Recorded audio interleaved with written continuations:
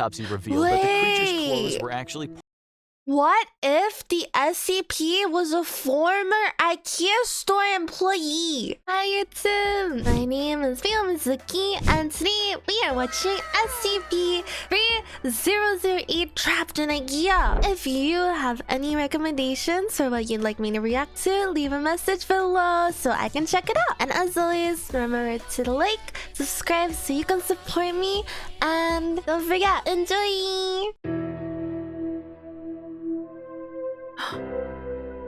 Oh my gosh, I'm ready. I actually love On March SCPs. 15th, 2011, Martin Sims was wandering down the streets of Carson, California. His clothes were ragged, he was filthy, and gibbering like a madman with a full beard and long, unkempt hair. His body was covered in scars, but he showed no signs of malnutrition. What made Martin's sudden appearance so remarkable? He'd been missing for 3 years. When he was interviewed by police, they asked him where he'd been all this time. They couldn't believe his answer. He'd been trapped in an IKEA since 2008, but this was no ordinary IKEA. This was a dangerous anomaly that would come to be known. I have to admit, I freaking love IKEA. I don't know how you guys feel about IKEA, but IKEA is literally my favorite place to go. IKEA is literally my favorite place to be. They have meatballs, they have food, they have really good ice cream. Plus, you can literally buy whatever you want from IKEA. Like, they just have everything. I think IKEA is like the coolest place. Oh my gosh. Come to be known as SCP-3008. Martin's strange answers in his interview were laughed off by his interviewing officers, who assumed he was either crazy or under the influence of something. But they caught the attention of an SCP Foundation field agent embedded in the precinct. The report was passed up the chain to a local site director, who approved a detachment of Foundation field operatives to look into Martin's case. While he was reluctant to lead the Foundation agents back to the offending IKEA, the Foundation can be extremely persuasive. His screams of, "Please, I'm begging you, don't take me back, don't make me go back," were noted but ultimately disregarded. When the SCP Foundation had triangulated the position of SCP-3008, which was indeed an active IKEA, the entire retail zone was closed and barricaded under the pretense of a severe black mold infestation. Armed Foundation personnel also arrived on the site shortly after, based on Martin's vague statements that there were creatures of some kind inside. There is. Due to his deteriorating mental health, Martin was unable to provide a great deal of lucid information on the specific traits of SCP-3008. But one phrase he kept repeating was, "bigger on the inside." Once researchers were satisfied that Martin had delivered all the That's kind of like the black rooms. What? Oh my god, not the black. The back rooms, right? It's kind of like the back rooms, because you know, if he keeps saying it's bigger on the inside, then wouldn't that mean that literally it's like the back rooms? Because what if he is going inside of the IKEA SCP? He could be like literally going inside of the SCP and like disappearing into his body and never coming back ever again. That would be literally insane. I would do that.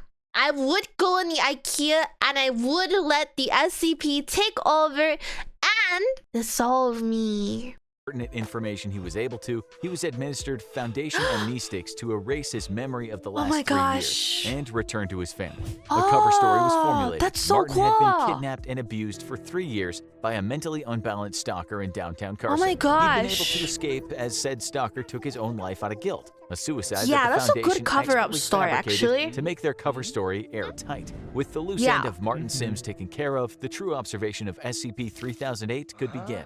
A base set around the perimeter of the mysterious IKEA kept a 24-hour watch on the building, covering all potential entrances and exits. 24-hour watch is crazy. No exploratory missions had yet been approved by the Foundation Ethics Committee, so they first wanted to perform a week of external observation to see if any of the store's anomalous properties extended beyond the confines of the building. After a week of nothing, it appeared they did not. A local site director approved of the use of 20 disposable Class D. They literally have to go inside. Observing from the outside literally wouldn't do anything. He kept saying it's bigger on the inside. And you know what that means? They need to go in. personnel to explore the interior of SCP-3008. The D-Class operatives would be split into 4 squads of 5 men, Alpha, Bravo, Charlie, and Delta Squad. Each would be assigned a different quadrant of the store and would deliver information back to the control team on site via a live audio and video link. 3 of the 4 teams upon entering the store reported nothing out of the ordinary. Neither the audio or video they were sending back indicated anything different from a standard IKEA store, from the flat-pack wardrobes to the Swedish meatballs. Team Delta, however, suddenly began experiencing a scrambled audio and video connection. Shortly after, communication with Team Delta dropped off entirely. They disappeared somewhere inside the store and haven't been seen since, with one notable exception. After the disappearance and the extraction of teams, Foundation researchers classified SCP-3008 as Euclid because its anomalous properties were at least confined to the interior of the store, and even then seemingly not the entire interior. The anomalous area within SCP-3008 became known as SCP-3008-1, and containment appeared to be 100% secure. There was no telling how many people had already gone missing in the store over the years, but the disappearances must be stopped. The Foundation maintained. I didn't even think about the fact that like regular people going to the IKEA would just be disappearing. Like, isn't that crazy? Isn't that so spooky that they just disappear like randomly? I feel like that's insane. Oh my gosh. Constant surveillance around the perimeter of SCP-3008, but it appeared they could prevent any further incidents by simply preventing other civilians from accessing the IKEA store. Martin's ravings about monsters were assumed to just be the product of delirium, until a surviving member of Delta Team suddenly reappeared. The date was November 3rd, 2011. It was a cold night, a few hours after what would have been closing time if the store were still active, and 7 months after the extraction teams had disappeared somewhere in the confines of SCP-3008. There had been no anomalous activity outside the store since the perimeter was first secured, and the Foundation researchers hadn't expected that to change until the last surviving member of Delta Team came barging out of the store's entrance. Startled field operatives were amazed to see him again, but they were even more amazed to see what was following him out of the store, repeating the same phrase. The store is now closed. Please. Dude, he looks like Slenderman with like the face and the nose. I actually hate horror so much. And a massive baby, dude, it's so scary. Oh my god, that's like literally terrifying. Exit the building. Despite the fact that the entity chasing the Delta Team survivor was wearing the yellow shirt and blue pants of an IKEA store employee, the being definitely was not human. It was around 7 feet tall with no visible face. The entity had grossly extended limbs, with each arm being around 5 or 6 feet long and ending in a huge oversized hand. The whole process was so sudden that the field agents present at the perimeter weren't able to save the Delta Team survivor, as the entity reached forward with his freakishly long arms, grabbed him and twisted his head off like a child with a doll. The field operatives present drew their weapons and peppered the entity with bullets. It would later be classified as SCP-3008-2. The being appeared to collapse and die from the physical trauma, at which point it and the body of the former Delta Team survivor were taken for an autopsy by Foundation researchers. There were no biological abnormalities of the body of the Delta Team survivor, so it did not appear that the anomalous properties of SCP-3008-1 had any effect on the physiology of its occupants. He was not malnourished despite being missing for months, and the contents of his stomach looked to be half-digested food consistent with the menu of a typical IKEA store restaurant. SCP-3008-2, on the other hand, raised a number of perplexing biological questions. The autopsy revealed that the creature's clothes were actually... What if the SCP was a former IKEA store employee? Wouldn't that like literally make so much sense? I feel like it would make so much sense if SCP-3008-2 was actually a former employee and he magically turned into a 7-foot elastic man, frigging Slenderman looking guy. That would make so much sense, right? Part of its body, like an additional layer of skin. The creature lacked blood or any kind of vascular system. Even stranger, the entity didn't appear to have bones or internal organs, not even a brain or nervous system. My toes are curly. Made entirely of skin all the way to its core. How it was able to move, or even live for that matter, remains a mystery. Though when you work for the SCP Foundation, you learn to accept that some things will always remain unexplained. One thing was certain though, Martin Sims was right about his monsters. After the incident with Delta Team, the Foundation deemed that sending manned explorations into the heart of SCP-3008 was too much of a liability and planned a series of drone-based reconnaissance missions into the anomaly. The first of these drones experienced What if multiple SCPs? What if it's not just one SCP? What if it's like 3008-2, 3008-3, 3008-4?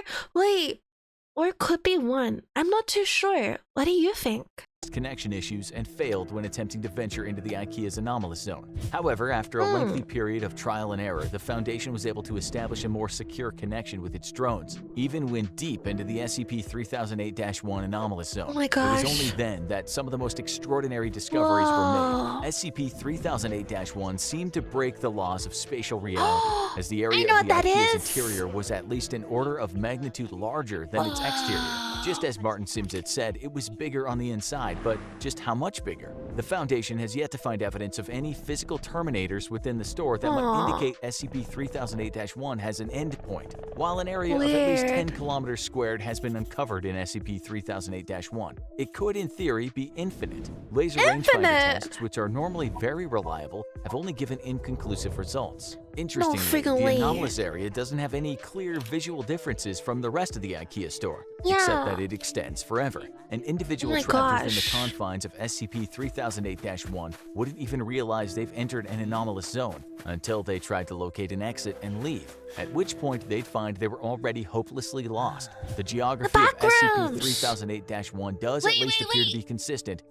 The IKEA backrooms! Oh my gosh, that's exactly what this is! This is the IKEA backrooms! So people trapped within are theoretically able to retrace their steps and escape if they haven't already ventured too deep. According to data collected during the drone reconnaissance missions, SCP-3008-2, of which there appear to be a vast population, would wander the stores aimlessly during the day. They are unresponsive to the drone's presence and do not appear to be aggressive. While the physical descriptions of these creatures could vary slightly, they all follow the same overall trend. I hate seeing the face so much. With an IKEA uniform, no face, either seemingly too tall or too short, and limbs that are grossly out of proportion with their bodies. As the Foundation began sending drones deeper into SCP-3008-1, they found another incredible discovery. There was an unknown population of humans trapped inside IKEA's anomalous zone, and these people had used the IKEA furniture around them to create entire settlements and towns within the store.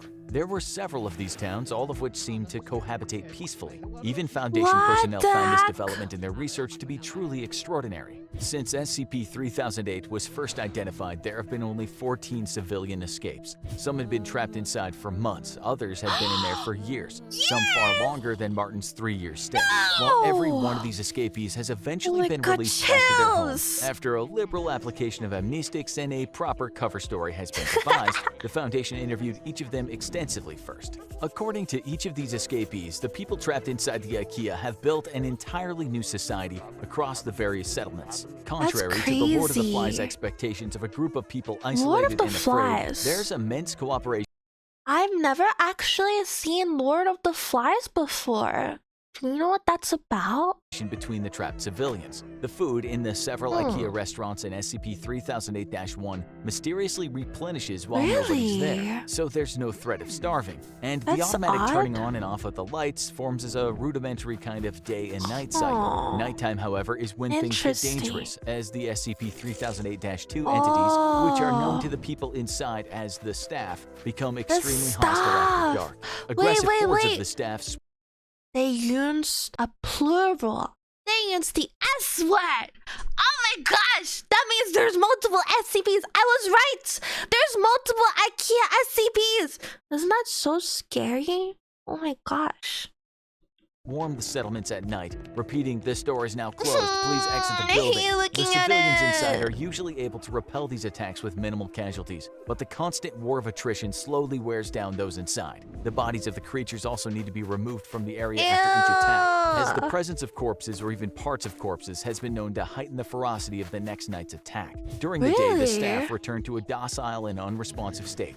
though they'll still defend themselves violently if anyone dares to attack. Over the course of the interviews with the 14 escapees, Foundation researchers were able to answer another of their key questions. How had so many people gone missing in the store for so long without being noticed? But the answer they received only raised many more unsettling queries. According to the escapees, there were people inside the settlements that, despite being otherwise of entirely sound mind and standard intelligence, seemed to lack very common knowledge that even a child should know. For example, some of them weren't aware of the International Space Station orbiting the Earth, or stranger still, the existence of the Statue of Liberty. This led the researchers to a frightening conclusion. SCP-3008-1 may not only be a nexus point of multiple IKEA stores in our dimension, it could be connected to IKEAs in every dimension where IKEAs exist. While it only abducts a handful.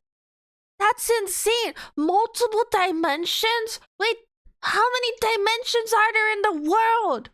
What the heck? Wait, what is even a dimension? That doesn't make any sense. I don't know what a dimension is. I'm suddenly so confused. Full of people from each store over an extended period of time. It suddenly becomes clear how this SCP was able to trap so many people without detection over such a long period of time, which in turn led to an even more terrifying revelation. The SCP Foundation may not have SCP-3008-1 as contained as they thought. It might even be tucked away in an IKEA store somewhere near you, just waiting for you to visit. After all, there's always room for one more.